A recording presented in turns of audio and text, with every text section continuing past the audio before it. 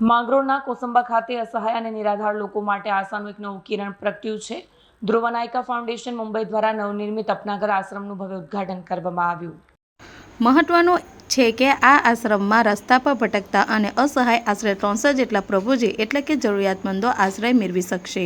આ માત્ર એક આશ્રમ નથી પરંતુ નિરાધારો માટે એક ઘર સમાન છે, જ્યાં આશ્રમમાં આવનાર તમામ પ્રભુજીઓ માટે રહેવા જમવાની સાથે સાથે ખાસ તબીબી ટીમની પણ વ્યવસ્થા કરવામાં આવી છે। અહીં ડોક્ટર્સની ટીમ દ્વારા સમયસર તપાસ, પ્રભુજીઓની હેલ્થ ચેકઅપ કરવામાં આવશે અને તેમને જરૂરી દવાઓ પણ નિઃશુલ્ક પૂરી પાડવામાં આવશે। માનવ સેવા એ જ પ્રભુ સેવાના મંત્રને સાર્થક કરતો આ આશ્રમ આગામી દિવસોમાં સેંકડો લોકોના જીવનના નવો ઉજાસ લાવશે, તેમાં કોઈ શંકા નથી।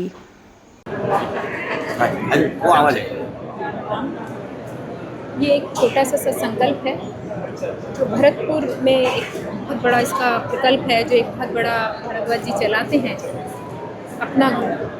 भारद्वाज जी उसके संस्थापक हैं।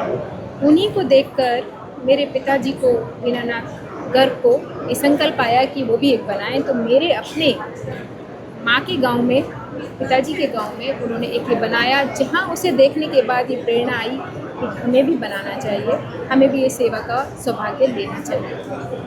ऊपर वाले की कृपा से सौभाग्य हमें मिला तो हम इस कार्य में आ गए हैं।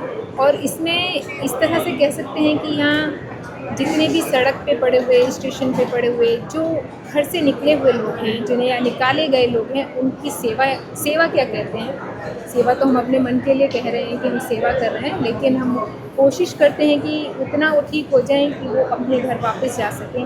जो नहीं ठीक हो पाते तो वो उनके लिए फिर यही एक आवाज़ बचता है, इसलिए ये अपना मैम, जो कार्य करने जा रहे हैं, कैसी व्यवस्था है जो यहाँ आने वाले? यहाँ पर जो आते हैं उनको मेडिकल की पूरी फैसिलिटी है उनकी, और उनके साथ साथ उनका रहने का, उनका खाने का, उनकी साफ़ सफाई का पूरी व्यवस्था होती है। और पूरा उनकी फ़ाइल मेंटेन होती है विद फ़ोटो।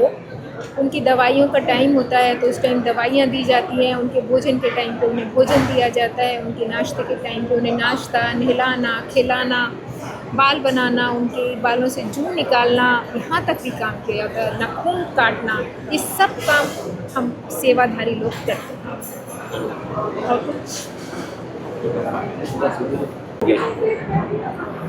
મિત્રો, આપ સૌને જણાવતા ખૂબ આનંદ થાય છે કે આજે આ વિસ્તારની અંદર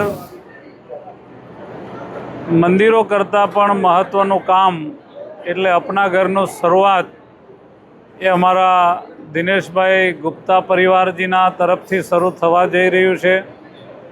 અને સમગ્ર ભારત વર્ષમાં જેઓના માધ્યમથી આવા સેવાકીય કાર્યો થાય છે કે જેમને પરિવાર તરફથી કોઈ સહયોગ મળતો નથી, અનેક બીમારીઓથી પીડાતા હોય છે, અથવા હાઈવે પર રખડતા હોય છે, રેલવે સ્ટેશનો ઉપર ફરતા હોય છે, બસ સ્ટેશનો ઉપર ફરતા હોય છે, એવા બધા જે દુઃખી લોકો છે એમના માટે 300 જણની કેપેસિટીવાળું અપના ઘર ગુજરાત રાજ્યની અંદર આજે માંગરોળ તાલુકામાં કોસંબા ખાતે શરૂ થવા જઈ રહ્યું છે।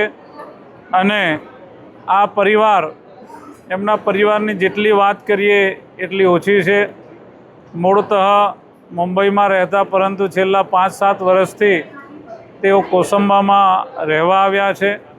અને એમના ધર્મપત્ની કવિતાબેન અને ગુપ્તાજી આવા અનેક સેવાકીય કાર્યો, જેમ કે સ્મશાનો બનાવવા, સબ વાહિનીઓ આપવા, ગરીબ વિદ્યાર્થીઓ ભણતા હોય ત્યાં જઈને એમને સહાય કરવી, આવા અનેક પ્રકારના જે કાર્યો છે સેવાકીય, એ અમારા દિનેશભાઈ ગુપ્તાજી અને કવિતાબેનના માધ્યમથી થઈ રહ્યા છે। ત્યારે આ કોસંબા ગામની અંદર આજે 300 લોકોની કેપેસિટીવાળું અપના ઘર જે શરૂ થઈ રહ્યું છે, એ માટે હું સમગ્ર પરિવારને ખૂબ ખૂબ અભિનંદન આપું છું કે આવું એક ઉત્તમ પ્રકારનું સેવાનું મહાયજ્ઞ કહી શકાય એવો આ અપના ઘર આશ્રમ આજે કોસંબા મુકામે શરૂ થયો છે। ત્યારે એમના પરિવારને હું લાખ લાખ અભિનંદન આપું છું, વંદન કરું છું। Bureau report Surat.